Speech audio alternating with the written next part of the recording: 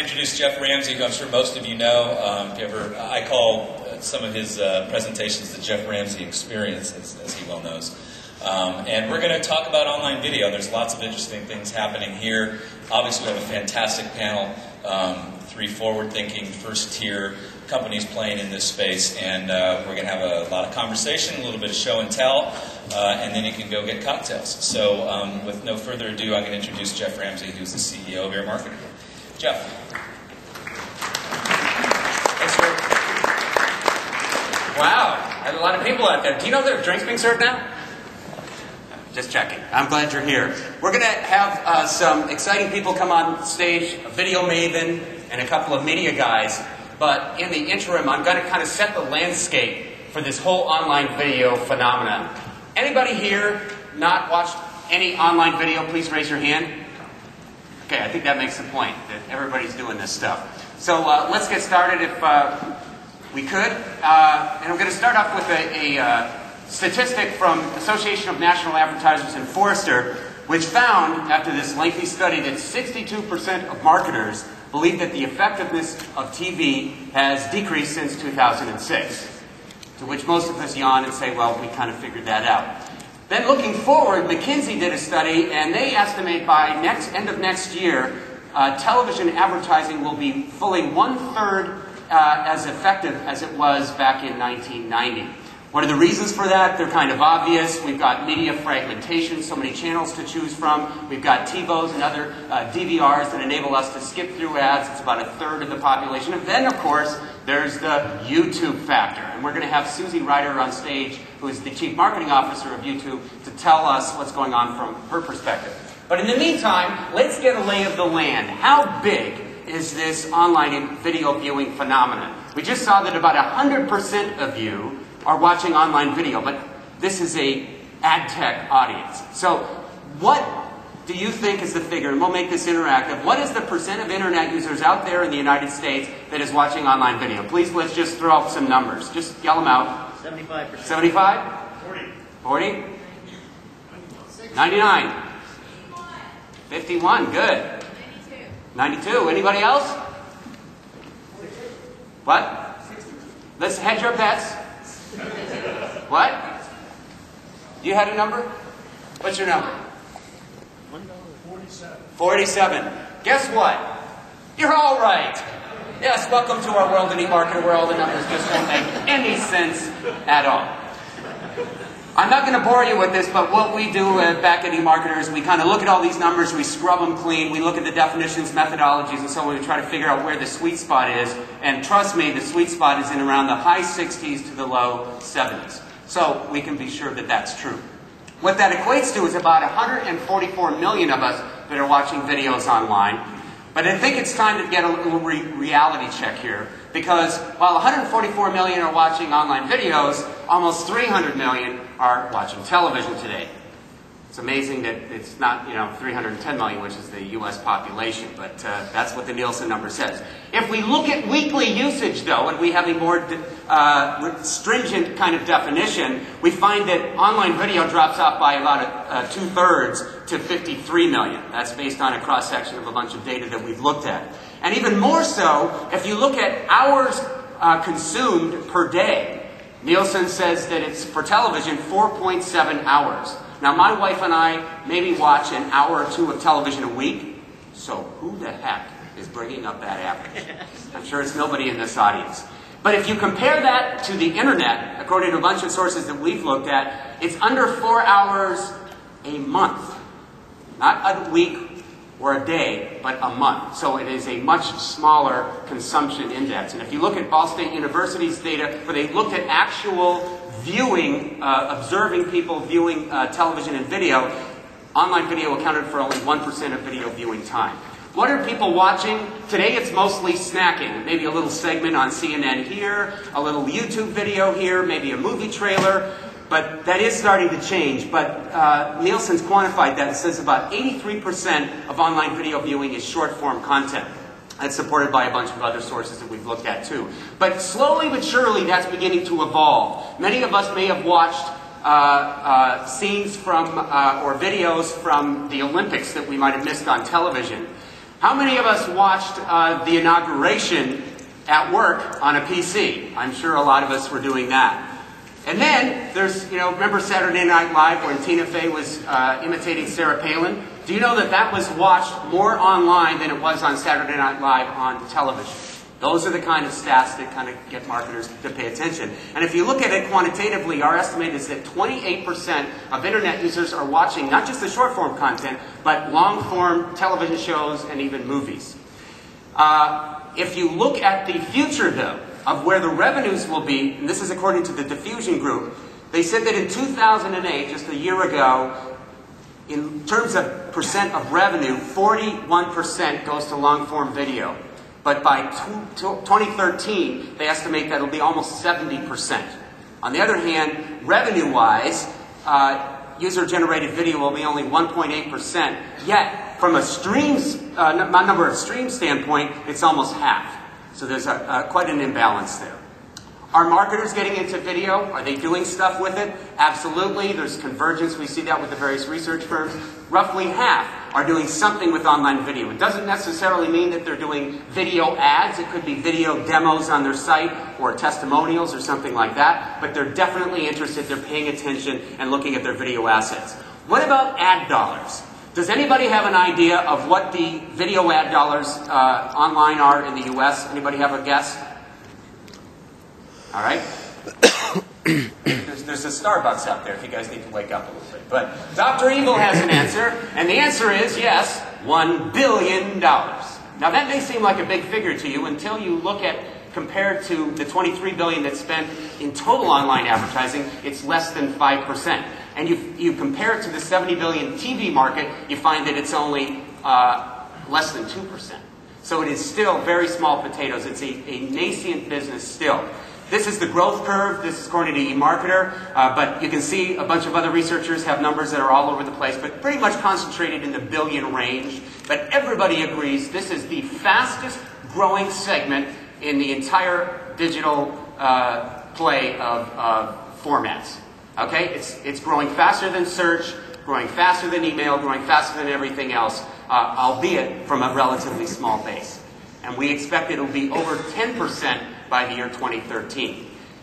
One of the reasons why it's starting to take off is that marketers are seeing statistics like this. And time again, because online video is in a lean-forward mode where we're very carefully selecting our shows, and not just kind of background noise like a television is that the recall rates for video online are much higher than they are on television.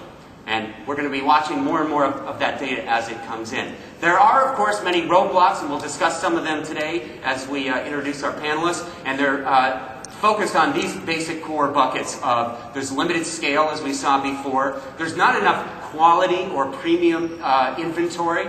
And we are currently seeing inflated CPMs versus television. Costs too much per thousand.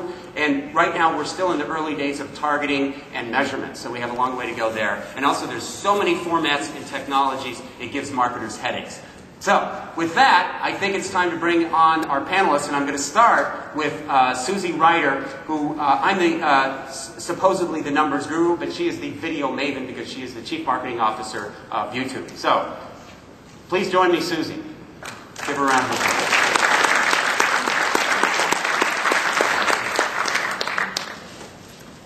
So Suzie, there's probably not a day that goes by that our family is sitting around and somebody says, "Oh, did you see the such and such video?" And then somebody runs and they show us they go to YouTube and they watch a pull up YouTube clip. And they watch a YouTube clip. And I think it's no surprise to anybody in this room. I didn't show any statistics, but the numbers are just unbelievable. You guys are the 800-pound gorilla when it comes to online video viewing. I think it was a few weeks ago that for the first time we publicly announced that there are over 1 billion videos a day. So if McDonald's is 1 billion served, we've hit the mark that 1 billion videos a day. Right. And you're not causing obesity. No. Yeah, sorry if anybody's in the room for McDonald's. Despite that, what most of the content that I see on YouTube happens to be user-generated content. You know, the cat chasing the dog, stuff like that. And there's a lot of fun stuff on there, but from the advertiser's perspective, that's not always the place that they want to be. And from the consumer's perspective, they tend to resist ads And yet we're all looking at this long-form content thing, and people are saying that's where the money is. So are you guys in trouble, or what's going on? I mean, Geoff, you've used a couple words that I think we should leave behind, because to me at least it feels a little 1999. So words like UGC and what else did you just say? I didn't mention the long tail, but I often use that. You're right. Long form, short form. You talked about short form content. User-generated long form, short form in a lot of the research that you showed. I think that we have to kind of flip the way that we're thinking about the content. So instead of thinking about the content as UGC, premium, long form, short form, we all need to think about the content as just content that is popular, because the user doesn't distinguish, you distinguish. As a researcher and a marketer, we like to put things in buckets. Yes, we like to put things in categories and in buckets, but the user doesn't actually do that, and users flip around and look at it. They just watch content, and they watch all kinds of content. And I think that if we can make the shift to think about audiences online and not be so concerned with what the content is. We have on YouTube thousands of content partners. We only show advertisements on video where we have a specific relationship with that content partner. So they're brand safe environments. So, I think there's a different way to frame it. Yeah, I think we can show an example of the way, and we have a very quick video that we can show. And I can talk over it because there's no sound to it. But if you think about, this is the way a user would move through a session. So somebody's looking for a way to apply Halloween makeup. So say this is a 13 to 17-year-old girl who's trying to figure it out. So they watch a clip of someone putting on Halloween makeup. Maybe then they're thinking about Lady Gaga and how Lady Gaga puts on her Halloween makeup. And from there, they make it to a Lady Gaga video.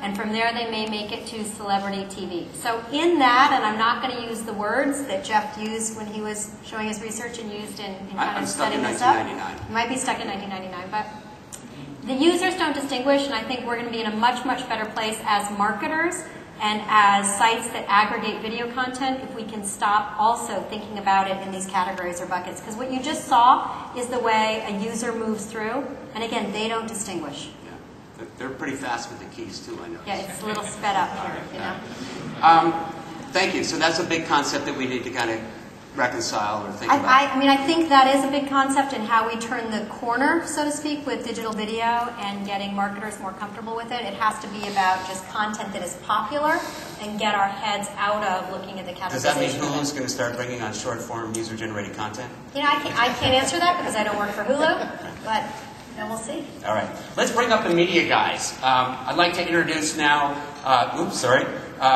both Ira Hayes, I'm switching them. Ira Rubenstein, who is the EVP of Marvel Entertainment, and Robert Hayes of Showtime Networks. Come on in, guys, and have a seat. Give them a hand. So these guys are producing content. You probably, maybe you've seen Nurse Jackie, Californication. Dexter. Dexter.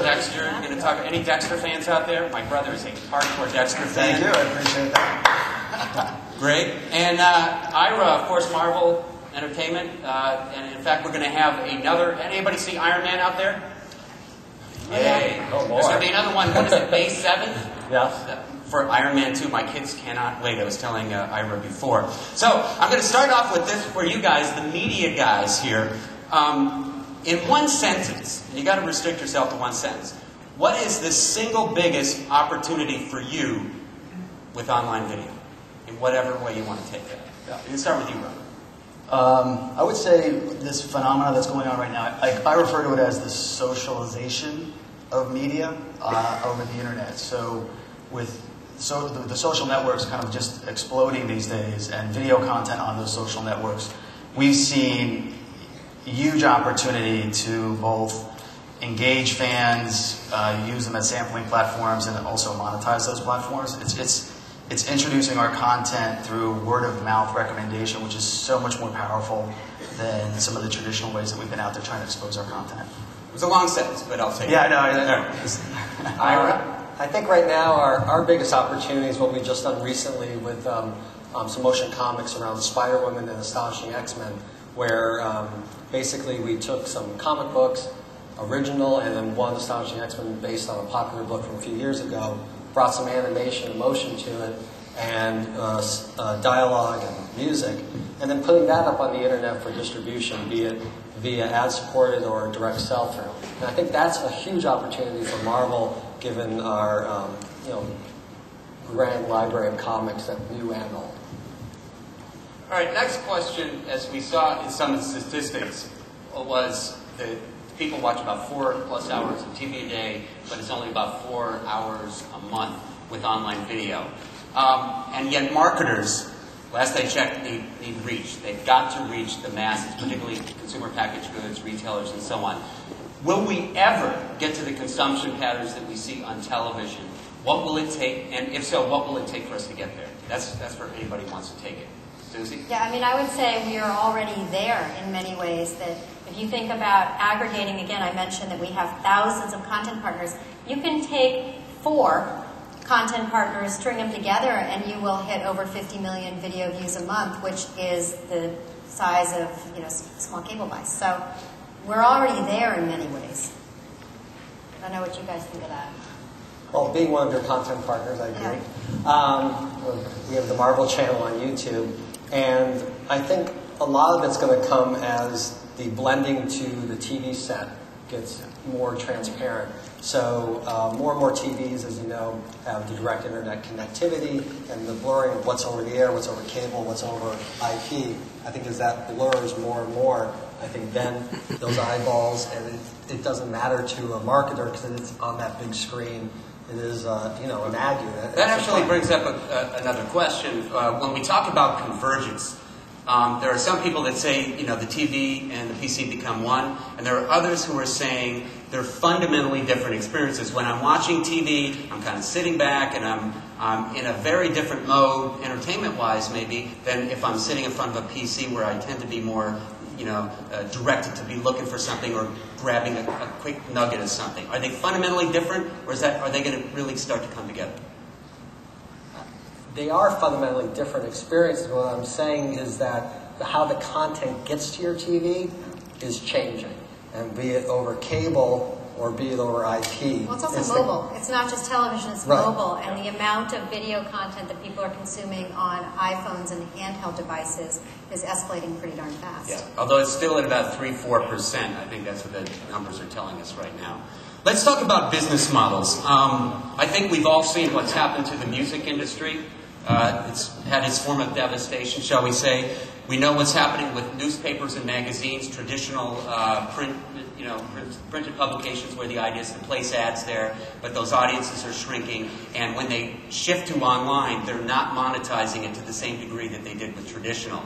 How are you guys approaching that? Is that a fear or concern for you, say, at Showtime? Well, we're not an ad-supported network, so we have a different criteria for what we're looking at on monetizing our video. But in the areas that we do have advertising, online properties, it is a concern, but we see that area growing significantly. I think in the subscription area is where we see the true opportunity. Well, there's so much content that's free online now that isn't free in the traditional world. Do you guys run your shows at Showtime online? Yes, so Showtime, because we are a subscription service, we have not put our content up for free to be made available online like the traditional broadcasters or the cable companies.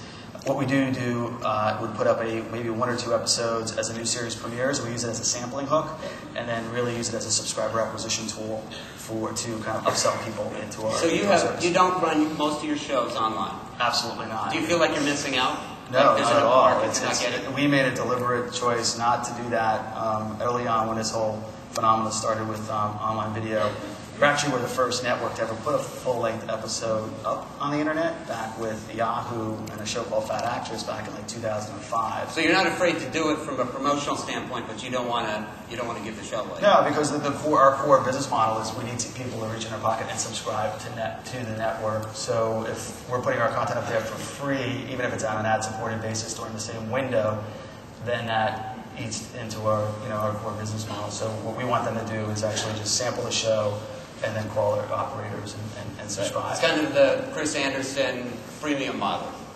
You have some stuff for free, but then, you want... Yeah, I mean, some people say, some people call it the drug dealer model. You give your first hit away for free and take it from there. But that's why we have a free newsletter at eMarketer. We love that. But I have to say, as a consumer, I think it works. I've been flying Virgin lately, and you have Dexter. Yes. That's up there, and HBO has True Blood that's up there, and I wasn't a subscriber, and I watched a couple episodes of each, and you guys both have my money now. So yes, it works. Yes, it's we've seen our subs have grown significantly over the last several years. Obviously, our programming is on a great roll right now, but what we have seen is that our sampling strategy. So a good example, and we partnered with YouTube on this for Dexter and Californication.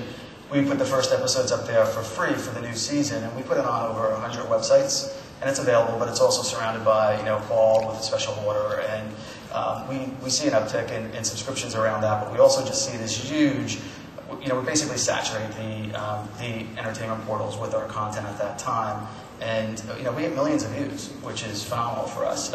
As a network, we're only available, we have 17.5 million sub households out of the 100 plus television households, so we're still a small network in a way, but we use digital platforms to really make us feel ubiquitous out there with regards to the digital platforms. What about you, Mark? Are you selling stuff online? We're doing similar, where we're putting up a few shows on YouTube or on Hulu or on Marvel.com, and then linking over to our iTunes where people can buy it, and generating revenue on both advertising and through the direct sales. But we're seeing similar, that the sampling, it turns into a marketing element for us to drive sales of downloads. And we do put our stuff up on iTunes, but we window our content, so you couldn't get it while it's premiering. It's after the season, pretty much right around the DVD release, and then you can find it on transactional sites. Suzie, you're making all kinds of deals with partners and so on. What is your long-term strategy with that? I mean, you've got all this user-generated content. Content. The content. Yeah. But then you're partnering with these premium content providers. Where do you see the future? I think that for YouTube, that our hope is that we have the largest corpus of video content anywhere in the world residing on YouTube. Right? And that there's also an extension of YouTube that makes its way to your television and also, of course, to mobile devices. So. All right. Let's talk about the video ad market, which, again, is only about $1 billion versus a $60, $70 billion television market. Ira, for Marvel, do you use online video ads to promote your movies and your TV shows? And how effective is that? Well, for our movie marketing, Paramount actually handles that for us, and we work with them in our distribution. But I do know going into Iron Man 2, we're going to be looking heavily at exploiting online video for advertising. It's the trailer, which is when you go to a movie, what plays before you see your main feature, that's still the best marketing tool for movie marketers. And then those usually get cut down to TV spots, but video still drives movie marketing, and so it's a natural progression then to go online as well and get those videos out there. It's a little bit funky in movie marketing because a lot of times the trailers have turned into content for different companies, be it on Apple iTunes or on Yahoo Movies or even Fandango. The most heavily trafficked places, or even YouTube, who premieres trailers all the time.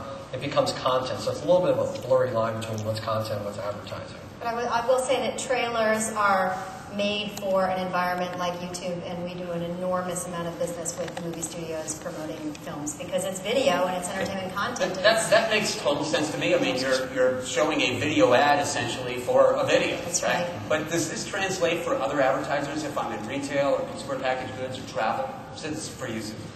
I think that you have to understand that on a platform like YouTube, a commercial sits right next to a music video or a comedic short or one of those phenomenal videos of, that Nike's been producing of Kobe Bryant jumping over a car. So we tell marketers, we're very clear, that you need to think of your commercial as content, period. So that's the way you need to approach this environment. The 60-second spot run as a homepage on YouTube as our homepage ad doesn't usually do very well. So it's just the concept of commercial as content when you are playing in an online video environment like YouTube. I think we heard that concept a little bit before from Martin Sorrell, if you were here earlier this morning. This kind of idea that, and coming from an advertising agency, that essentially we're seeing with online video particularly, a raising of the bar of creative so that advertising content has to compete now with content, other with content. Entertainment content, that's right. I think that, the creative, you can't be lazy. You can't take a TV spot that you're going to run. That's a great tutor thing. You can't be lazy. It just isn't going to work. You have to think in context of where you are, be it YouTube or be it ESPN or be it on Marvel.com. Who's the audience that's going to see this and where?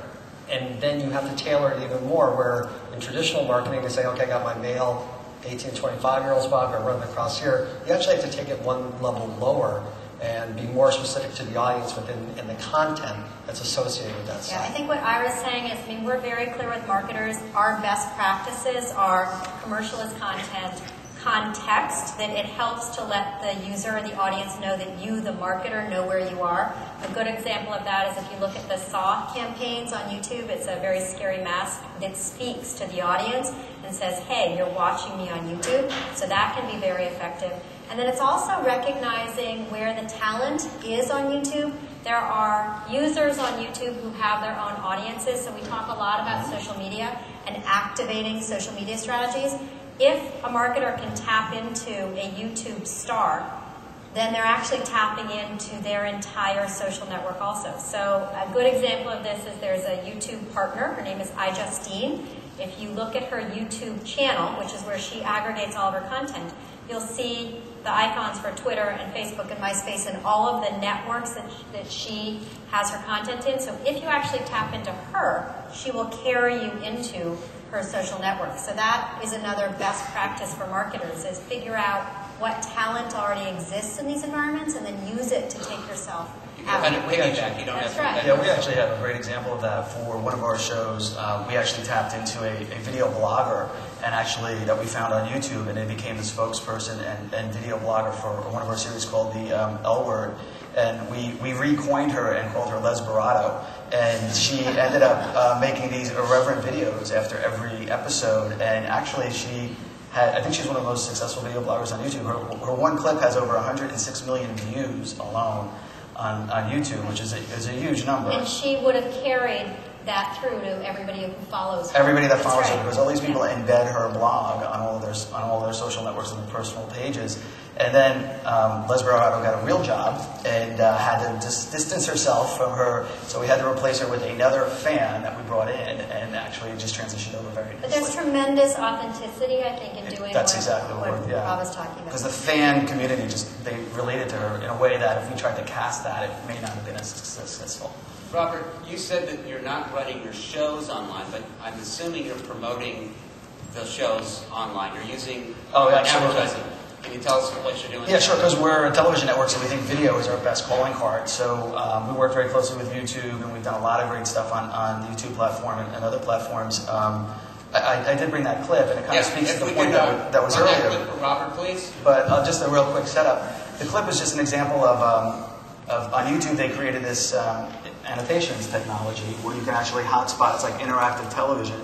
And we use video in a traditional way, but we also create some really interesting spots that can be socialized. And this is an example where we use this technology on YouTube, which is really for monetization, and tried to create it more as a game engagement. So it's for a show called Californication that we have, and one of the main characters, David Duchovny, is called Hank, and there's all these Hankisms. So we actually created this video where you click through and it's a multiple choice question, and then you proceed to the next video. You guess what he would have said. You guess what he would have said. Very clever.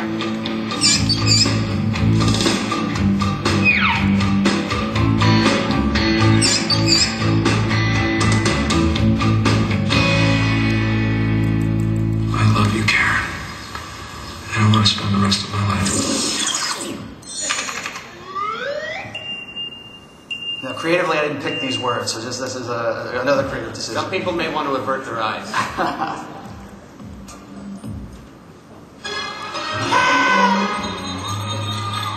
And the whole concept is it takes you to the next video. Karen. And I want to spend the rest of my life annoying the shit out of you.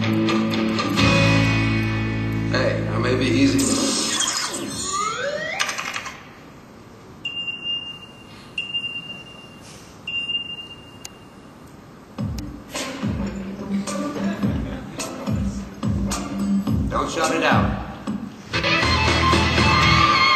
So I think we can probably kill the video, but it gives you a sense of taking technology that's evolved, and we're using it. I think we're one of the first entertainment companies to use it from a marketing perspective. But it's very successful. We just put it up there, and it has hundreds of thousands of views already. And there's a long tail to these pieces of content that we put out there that very easily get up to the millions of views on that stuff. A lot of companies use it. We call it click to buy. A lot of companies use it to send somebody through to wherever the advertiser wants them to go after they watch the video. But very effective and clever use of it. So that is commercial as content. Yes, we're creating that. In just a minute, we're going to open this up for questions. And there's two ways that you can do that. You can raise your hand, and we'll bring a mic out to you. Please wait for the mic. And second, I think if we can bring up the screen, you can actually text in your questions, and we'll be able to read it down here. So just follow the directions there. I'm going to ask a question while you're preparing your questions. And I'd like to bring up the subject of video fragmentation. It's very challenging for marketers because they're trying to reach these people and to get that scale, so they have to stitch together all these different audiences and so on. Yet, it's also hard for the consumer to find the right content or the best content. There's so much stuff on YouTube, and you can go to Hulu, you can go to Showtime, you can go to Marvel. There's this thing, Jeff, there's this thing called search. What's that? Search. Coming from Google. Right, and some people don't know that Google actually has the #1 and #2 search engine. So the #1 is, of course, Google, and YouTube is the second largest search engine in the world. And that is how people find content. That is the discovery. That's part of it. That's when I'm looking for something. But just like branding versus direct response, sometimes I may not know good content exists, but I hear about it somehow, so you kind of have to promote it. But there's just so much noise out there. Well, on YouTube, if you are watching a video, you will see that we've begun to surface videos that may also be enjoyed by that user. Collaborative filtering. Yeah, there are a lot of signals that the user sends that enable the algorithms to figure out, okay, if the person's watching this and they may be interested in this, we show more videos from the same content creator. So there's a lot of ways that we try and surface and serve up other content that someone may not know that they're interested in and help them discover and find it. I also think the other phenomenon I mentioned earlier, the socialization of media, has really been very powerful. So a good example would be like Dexter, a show of ours. It has 800,000 fans on Facebook. And when we launch a new piece of content similar to Lynn and Hank, we message that community.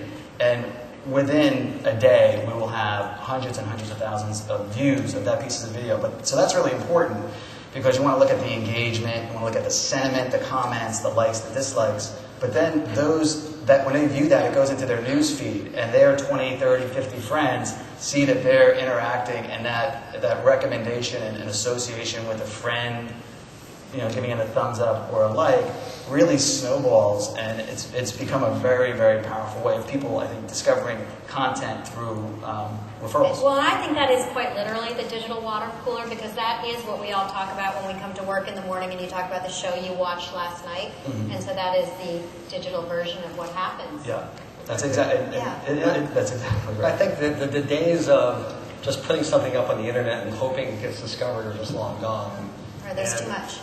There's just too much, and even brands like Marvel or Showtime, it is reaching out to your fan base through it. We have a Twitter account of 1.5 million fans, and or Facebook or our YouTube channel, and it's really alerting them that the content's there, especially for a brand like Marvel. I think any company that's trying to establish a new brand or create original video for the internet has just got such a high hill to climb that it's impossible. Let's look at some of the questions here. One of the questions from people who are texting in is, who is best at monetizing video today? Anybody want to take that? Who's best? Who is best at monetizing video today? Who would you like to be? Well, I like what we've been doing, and which is a little bit of a mixture of both ad-supported and direct sell. And I think it'd be nice to have a subscription model to go along with that. We don't have that. I think that is what we're seeing in cable today, and a lot of talk on the internet about subscription models coming. And I think that would be a great way. I mean, what I find interesting And well, we're really happy with the YouTube channel. We make more money on our Hulu channel than our YouTube channel. And I don't know if it's because the content's longer or it's short. Is there more ads if the content's longer? Yeah, it's the same. Some of it's the same content, some of it isn't. And it's still so early. We're still trying to figure out, okay, what's happening. I think there's so much dimension to that question, because when I think about who's doing it the best, there are sites that have kind of cutting-edge, next-generation ad formats that I think some of us envy. I think there are sites that are able to command higher CPMs because of the perceived quality of the content. But I think that there are dozens of sites that are doing a very good job monetizing digital video. I don't know if I could say anyone's doing it the best. I think everyone's still learning. I mean, there's a lot of initiatives around creative and formats and the true scale, that the television dollars will really begin to flow when we have absolute standards and scale, and when the creative is produced in 15s, instead of 30s and 60s. So that's on YouTube.